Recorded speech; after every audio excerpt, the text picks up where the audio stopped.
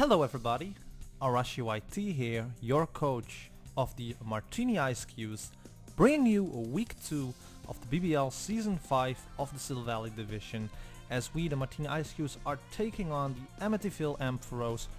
And last week we got a win, which was a lucky win. I'm not gonna lie, we had a lucky win last week, but this week we're gonna try to do our best to get a clean win. But it's gonna be tricky because my opponent from the Amityville Ampharos has a very scary team.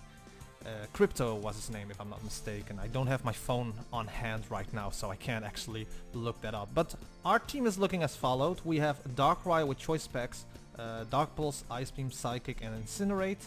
We have, of course, a Blaziken with Speed Boost, Expert Belt, because that's one of my favorite items to use with Speed Boost Blaziken, with Knockoff, Flare Blitz, Earthquake and Protect.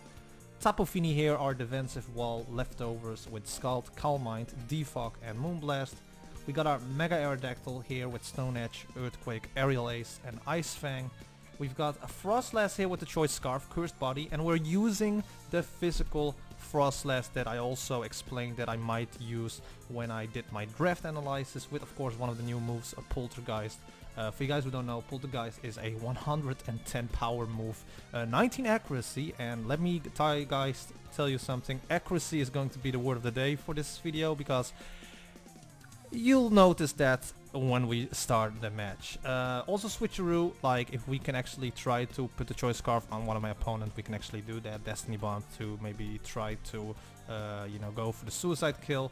And last but not least, we are going to use a Cast Form once again. A Cast Form did amazingly last week, so I decided to use it again and see if I can use it fully to its potential once again. Alright.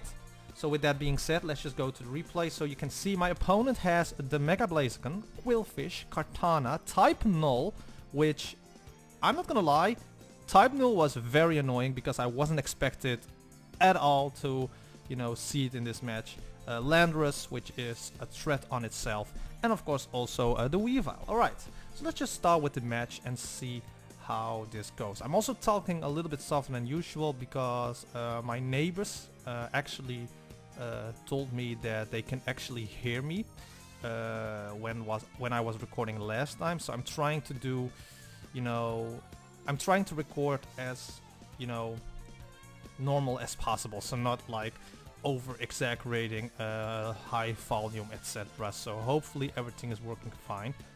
But let's just go in the match, alright? So we're gonna click play and I'm going to start out with my Aerodactyl, as he's going to start out with Type Null, and right away from the start, as you can see here, we're going to miss that Stone Edge. As I'm saying at the beginning, accuracy is going to be the word of the day.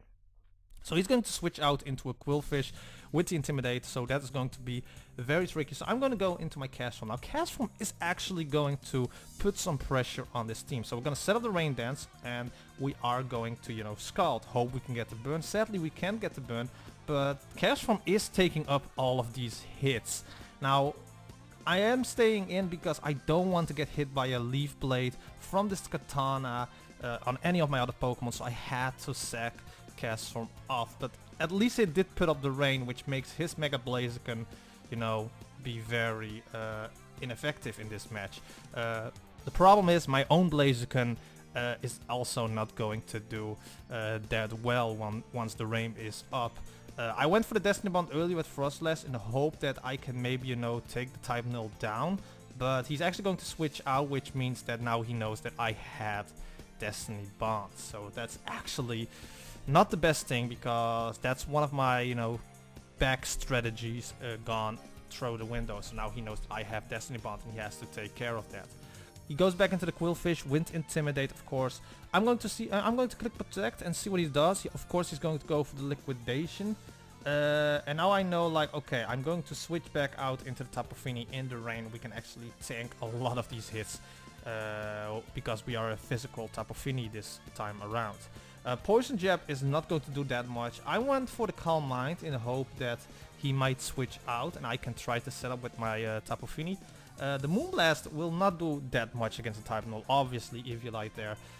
Going for Scald, trying to get a burn. Sadly, we're not going to get the burn. Now, Kartana is back obviously his best Pokemon, which is going to get another kill at this point. So at this point I was like, oh my god, this is probably heading to a 6-0 loss if I'm keeping this up. So I'm going to miss the Icicle Crash on the oncoming Katana here. So I went into my Frostlass here on the Type Mill, went for the Icicle Crash the first time, did 20% health, went it for another time, and we missed against the Katana. So, you know, that is Pokemon, that is Pokemon.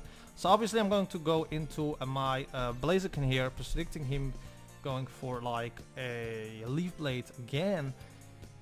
And he is actually going to, because we were choice scarfed into the Icicle Crash, he actually went for the knockoff on my incoming Blaziken, which is kinda bad for us, because now we've lost our expert belts, meaning that after the Intimidate from the Krillfish here, my Earthquake will not do that much on the next turn, as you can see here. And he was also Shocker Berry, so big prep to my opponent there for the prep there, and Blaziken will go down afterwards through to the liquidation from the Quillfish, as the Time Nil will go dies to a Darkrai's Psychic here. Landorus goes for the U-turn. I'm gonna go for another Psychic. Let me actually pause it here. I'm of course stuck into Psychic with my choice specs. I could have switched out once the Landorus came in, but I knew there was like maybe a possibility that he might go out into the Blaziken, because I think at this point he could still think I'm something else than choice specs, because we outsped the Type Nil, which I think Type Nil is not faster than Darkrai in general, no. So at this point I was like, okay, he might still think that I'm like something else instead of choice spec, so I'm just going to go for the riskier, stay in and click Psychic again, even though he still has a Weavile on his side of the field. And he is actually going to go into the Weavile, taking of course that Psychic because it's not effective. Alright, so now here I'm like, okay, now we're gonna switch out into the Aerodactyl, as he's gonna go for the Triple Axle, which powers up every time you hit again, which was also a move I was considered bringing with my Frostlass, but I went for the Icicle Crash instead, because we have choice Scarf, so we can maybe potentially work around with that. But in the Frostlass he goes into the Katana. We're going to miss Poltergeist, and I know he has an item. I know he still has an item, so sadly we're gonna miss another move here. This could have potentially do like over half, maybe even more. And of course, if I got a lucky crit or something like that, it could potentially could have taken this thing down, which means that I could have gone for maybe, you know, a move on my Darkrai and try to do as much as possible. But it's not going to do that much. We're actually going to see the Poltergeist, so it did. If he went for the, yeah, we could have potentially taken the Katana down. But it was not 100% sure. But he's now going to substitute up and then activated Salac Berry. He can now knock off because he now outspeeds my choice Scarf. Frostlass, we only have Darkrai left, and Darkrai will go down through the X-Scissor here, which means that we are going to lose this match with 5-0. A bit unlucky in this match. 3 huge misses, which could have potentially helped us to at least bring the differential down. But again, just like last week, that's Pokemon. Sometimes you're at the good end of the stick, sometimes you're at the bad end of the stick. Stick in this case means hacks. And you know what? It's still the beginning of the season, week 2. Next week we have week 3. We could try to make it 2-1. But yeah, we are now 1-1 with a differential of -2, if I'm not mistaken. +3, -5, -2. So again, it's not a big deal. I think last season I started out with a win and a loss, so everything is still possible. But this team that Crypto, I think it was, has, like with the Landorus, the Mega Blaziken, which he didn't use, mostly thanks to the Rain Dance at the beginning, but the Katana, the Landorus, Type Nil, which truly surprised me in this match. This